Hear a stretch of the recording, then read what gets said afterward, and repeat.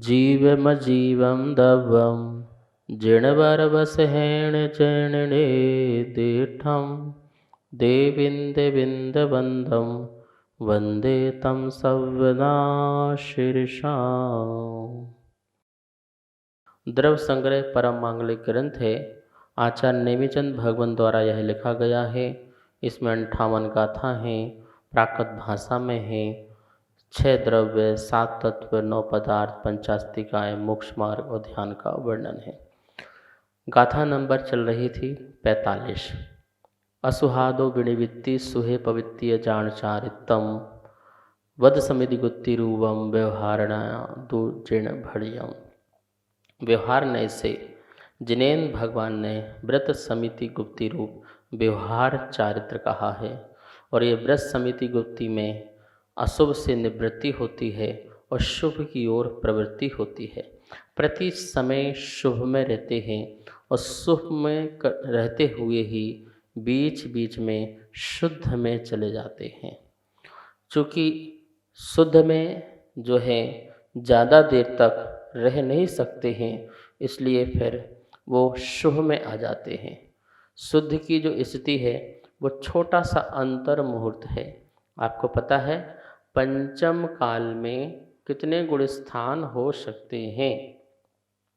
तो मनुष्यों में 1 से लेकर के 7 गुण स्थान हो सकते हैं।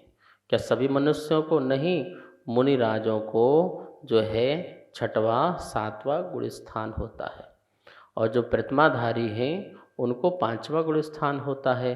जिनको मात्र सम्यक दर्शन है, मतलब अपने भगवान, अपने गुरु और अपने शास्त्र की वाणी पर मात्र श्रद्धान हैं पर अभी असंयमी हैं, उनके लिए 4था गुण स्थान होता है। और बाकी जो हैं मिथ्यात्व सहित हैं उनको 1ला गुण स्थान होता है। जो सम्यक दर्शन से च्युत हो रहे हैं उनको 2रा गुण स्थान होता है। जिनके मिश्र परिणाम हैं, न सम्यक रूप और न ही मिथ्यात्व रूप, वह परिणाम जो है मिला जुला जो परिणाम है अंतर मुहूर्त के लिए 3रा गुण स्थान होता है। इस प्रकार से 7 गुण स्थान होते हैं। अब जो मुनिराज हैं वो 8वें 9वें 10वें गुण स्थान में पंचम काल में नहीं जा सकते हैं। क्यों नहीं जा सकते हैं? ये उनकी शरीर की संघनता, काल का प्रभाव या उतनी आत्म स्थिरता नहीं हो पाना। क्योंकि आत्मा की स्थिरता के लिए बाह्य का वातावरण, द्रव्य, क्षेत्र, काल, ये सब कुछ जो है होना बहुत ज़रूरी होता है। और वो जो है अभी द्रव्य, क्षेत्र, काल तीनों ही जो है वो अशुभ हैं। द्रव्य भी अशुभ है, क्षेत्र भी अशुभ है और काल भी अशुभ है। और उन अशुभों के बीच में रह कर के शुभ और शुद्ध में जाना अपने आप में एक आश्चर्य की बात है। अपने को सदा शुभ में रखना और उसके बीच बीच में कुछ क्षण के लिए शुद्ध की ओर चले जाना, ये बहुत बड़ी कला है, बहुत बड़ी साधना है पंचम काल में मुनिराजों के। ऐसे मुनिराज धन्य हैं। ऐसे मुनिराज की आप खूब वंदना करो, उनके दर्शन करने जाओ, उनसे उपदेश सुनो, उनसे अपना आत्म कल्याण के बारे में सुनो, चर्चाएं करो, उनसे बातें करो आत्म कल्याण के बारे में। और आपको ऐसे मुनिराज दर्शन करने को मिल रहे हैं पंचम काल में, ये अपनी बहुत बड़ी बात है। कुछ लोग बोलते हैं पंचम काल में होते नहीं, ये जो है इनका मिथ्यात्व का उदय है जो ऐसा बोलते हैं। व्यवहार चारित्र का पालन करने वाले, दृढ़ता से पालन करने वाले वर्तमान में भी अनेकों मुनिराज विचरण कर रहे हैं इस पृथ्वी लोक पर। अशुभ से छोड़ करके शुभ में लगे हुए हैं। कुछ लोगों का कहना होता है मुनिराज जो हैं कोई तीर्थ बना रहे हैं, कोई मंदिर बना रहे हैं। भाई मुनिराज तीर्थ मंदिर बना रहे हैं तो किसका बना रहे हैं? किसका बना रहे हैं? भगवान का। किसका? जिनेन भगवान का, हमारे अरहंत भगवान का। उन्हीं की ही प्रेरणा से तो गोमटेश बाहुबली भगवान बने हैं। आचार्य नेमिचंद भगवान की प्रेरणा से देखो आज जो गोमटेश बाहुबली की जो वंदना करते हो वो ही तो आचार्य की प्रेरणा थी। तो धन्य है मुनिराज जिनकी प्रेरणा से बड़े बड़े तीर्थ जो हैं निकल करके आ जाते हैं। आने वाले समय में ये तीर्थ जो हैं हमारी जो है धर्म प्रभावना में कारण बनते हैं। इसलिए मुनिराज जो हैं उपदेश दे सकते हैं। देखो मुनिराज का उसमें अधिकार नहीं होता है, कोई उनके नाम से कोई चेक नहीं बनता है, कोई बैंक अकाउंट में नहीं होता है, कभी वो कुछ अपने पर रख नहीं सकते।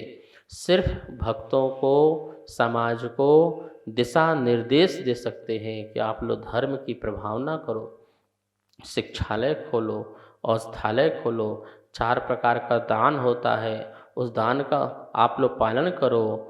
और जो सप्त क्षेत्रों में जो दान दिया जाता है, प्राचीन तीर्थों का जीर्णोद्धार करो, जहाँ जिनालय की आवश्यकता है वहाँ पर जिनालय बने, जहाँ पर लोग हों उनको जिन मंदिर में दर्शन मिल सके, ऐसे उपदेश देते हैं। धर्म में लगाना उनका कार्य है, धर्म में लगा कर रखते हैं। मुनिराज का अपना कुछ भी नहीं होता है। महानुभाव, ऐसे व्यवहार चारित्र का पालन करने वाले आज हमारे यत्र तत्र मुनिराज मिल रहे हैं, ये हमारा परम सौभाग्य है। इस बात को ध्यान रखना। आप एक क्षण भी अशुभ को छोड़ नहीं पाते हैं, शुभ भी करते करते आपकी अशुभ में प्रवृत्ति रहती है, शुभ करते करते भी आपका भाव अशुभ में लगा रहता है। यह मंदिर में पूजा कर रहे हैं पर किसी को देख करके अशुभ परिणाम आते हैं, अशुभ विचार आते हैं। मंदिर में रहकर भी मकान की याद आती है, दुकान की याद आती है, तीर्थ यात्रा करते करते घर में बच्चों की याद आती है कि बच्चा सो गया, खा लिया, पी लिया, घर बंद कर लिया। आप घर से बाहर हैं पर घर की याद बनी रहती है, आप घर में आ जाते हैं तो दुकान की याद बनी रहती है, कोई चोरी ना कर ले, कोई ताला ना तोड़ ले, कहीं ये ना हो जाए, वो ना हो जाए। तो देखिए, परिग्रह को संचय करने में भी दुख, परिग्रह संचय करने में अशुभ, उसकी रक्षा करने में अशुभ, सारा समय तो अशुभ में ही रहता है, अशुभ में ही प्रवृत्ति रहती है अधिकांशतः। और धन्य है मुनिराज जो अपने परिणामों को अशुभ में नहीं जाते। अशुभ में क्यों? निस्वार्थ साधना है, स्वार्थ साधना नहीं है, निस्वार्थ साधना है। और निस्वार्थ साधना अपने आत्म कल्याण की, और कोई धर्मात्मा मिल जाए तो धर्मात्मा का भी कल्याण हो जाए, धर्मात्मा का भी जीवन ठीक हो जाए, ऐसी भावना से साधना करते हैं। ऐसा व्यवहार चारित्र। तो ध्यान रखना, अशुभ क्रियाओं से निवृत्ति और शुभ क्रियाओं में लगना, ये मुनि धर्म है। और ऐसे मुनिराज ही बीच बीच में शुद्ध उपयोग का ध्यान कर लेते हैं या अपने उपयोग को शुद्ध कर लेते हैं। ये यहाँ तक जो बात हुई यह व्यवहार चारित्र की हुई। अब जो बात करेंगे निश्चय चारित्र की। निश्चय चारित्र का स्वरूप क्या है, इसकी गाथा है, 46 नंबर की गाथा है। आप अपनी पुस्तक में निकालिए, अन्यथा इस बोर्ड के माध्यम से इस गाथा का आप सब लोग शुद्ध उच्चारण करें और इसको अर्थ को भी समझें। आइए उच्चारण करते हैं 46 नंबर की गाथा का। द्रव्य संग्रह गाथा नंबर 46। बहिरभ्यंतर, बहिरभ्यंतर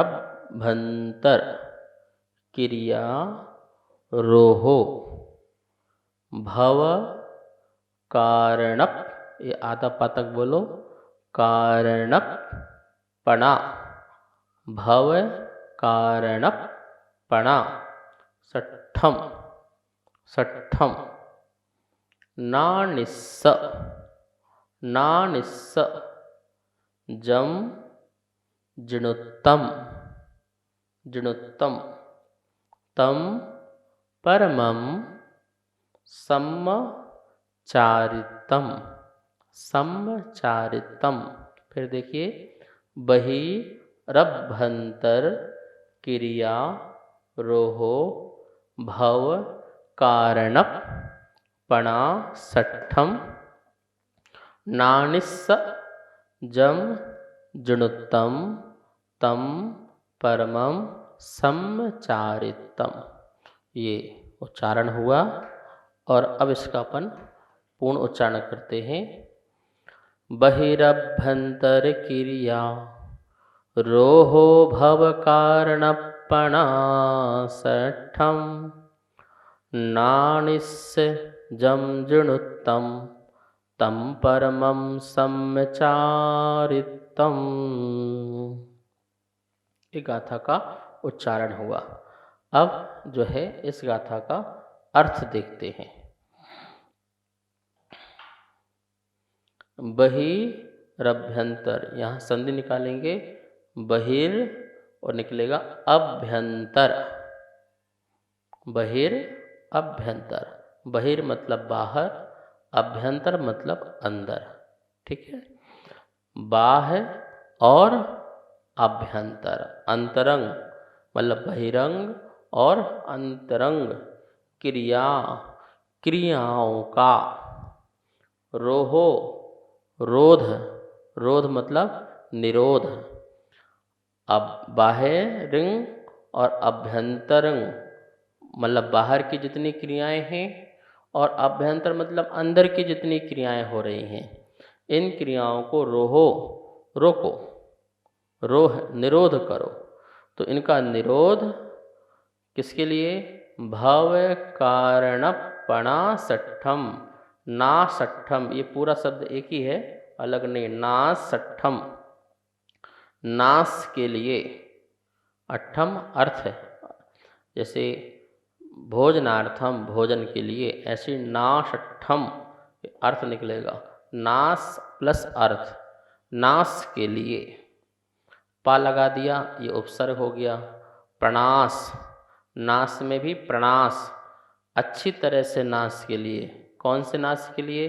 भव कारण, भव का जो कारण है, संसार के कारणों के नाश के लिए। क्रिया किसको रोकना है? भाव के कारण के नाश के लिए। बहिरंग की और अंतरंग की क्रियाओं को रोको, निरोध करना। जम जुणुत्तम, उसको जिनेन्द्र भगवान ने कहा है।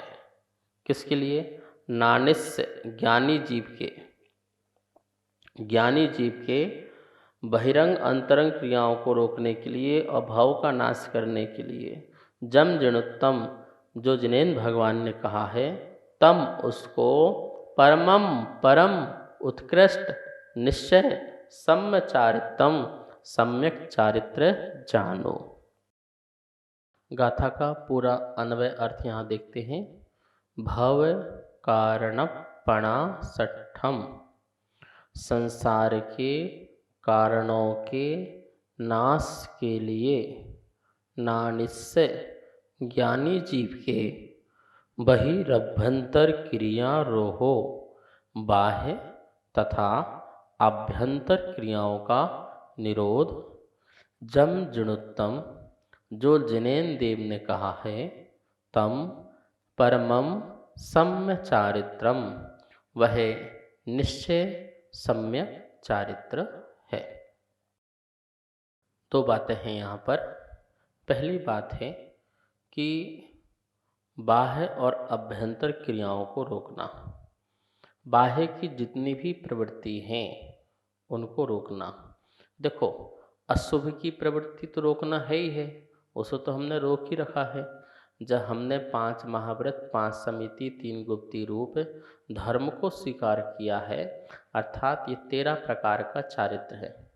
मुनिराज के कितने प्रकार का चारित्र होता है? 13। 5 महाव्रत, 5 समिति और 3 गुप्ती।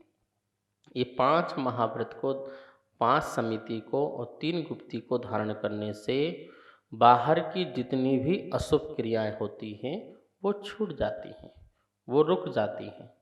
अब कह रहे हैं कि बाह्य की रोक दी, आभ्यंतर क्रिया और आभ्यंतर क्रियाओं को भी रोकना।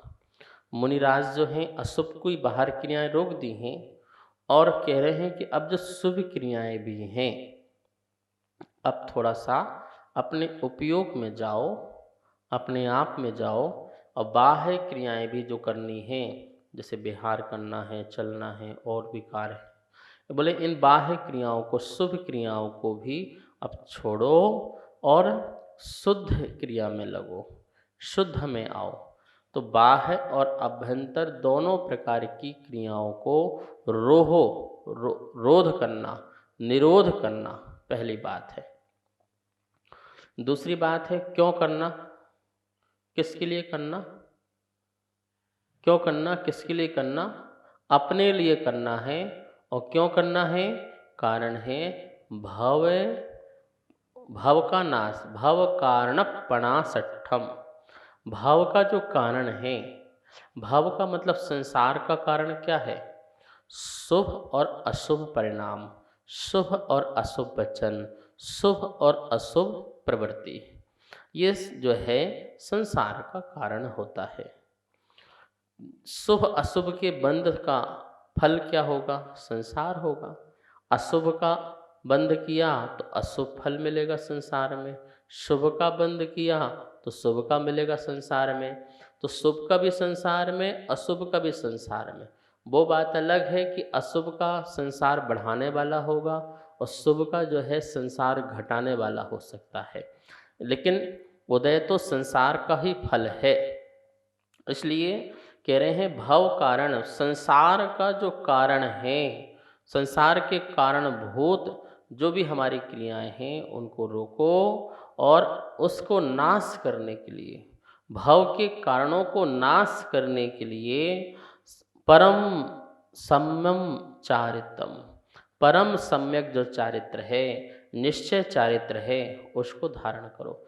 देखो निश्चय चारित्र जो है 7वें गुण स्थान के ऊपर, 8वें 9वें आदि में जाओ तो वहाँ पर हमें निश्चय चारित्र में स्थिरता आ पाएगी, ध्यान रखना। मतलब शुक्ल लेस्या के बल से और शुक्ल ध्यान में आरूढ़ होने पर ही जो है हम ये निश्चय चारित्र को धारण कर सकते हैं। शुक्ल ध्यान होना जरूरी है और धर्म ध्यान के बल से जीव शुक्ल ध्यान की ओर जाया करता है। उसमें सभी प्रकार की, अब देखो 8वें गुण स्थान में बुद्धि पूर्वक शुभ परिणाम भी नहीं है। अबुद्धि पूर्वक शुभ परिणाम चल रहा है, लेकिन ज़्यादा से ज़्यादा उपयोग शुद्ध की ओर होने से वहाँ पर शुभ के परिणाम का बुद्धि पूर्वक कार्य नहीं हो रहा है। ऐसा वह चारित्र, वैसी वह तल्लीनता, लवलीनता जो है वो निश्चय सम्यक चारित्र कहलाती है। और भी इस निश्चय सम्यक चारित्र के बारे में अपन कल चर्चा करेंगे, कहाँ होता है, किसको होता है, किस प्रकार से होता है। आज समय हो चुका है, आइए माँ जनवाणी की स्तुति करते हैं। वाणी के ज्ञान ते सूझे लोकालोक, सो वाणी मस्तक नमो, सदा देत हूँ धोख, सदा देत हूँ धोख। सबको बहुत बहुत मंगल आशीर्वाद।